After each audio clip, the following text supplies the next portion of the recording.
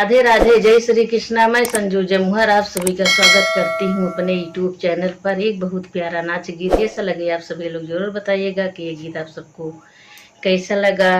मोरे पिछवा रवा जमुनिया के पेड़वा, मोरे पिछवा रवा जमुनिया के पेड़वा लपक डरिया वही मोरे अंगनैया, लपक डरिया वही मोरे अंगनैया।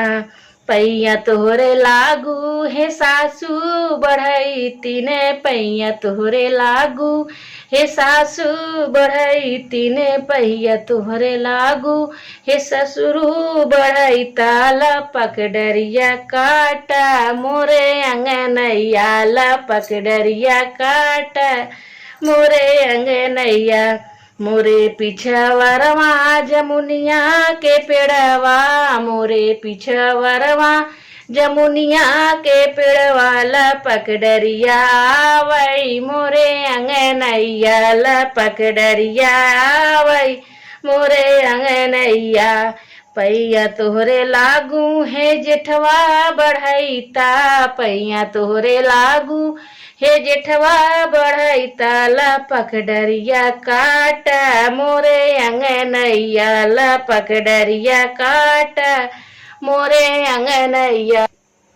मोरे पिछवारवा जमुनिया के पेड़वा, मोरे पिछवारवा जमुनिया के पेड़वा लपक डरिया काटा मोरे अंगनैया, लपक डरिया काटा मोरे अंगनैया।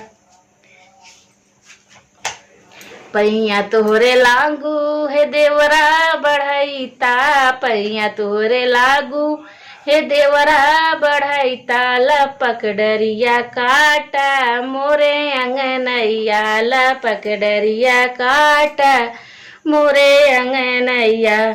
मोरे पिछवारवा जमुनिया के पेड़वा, मोरे पिछवारवा जमुनिया के पेड़वा, जमुनिया के पेड़वा, जमुनिया के पेड़वा लपक डरिया काटा मोरे अंगनैया, लपक डरिया काटा मोरे अंगनैया।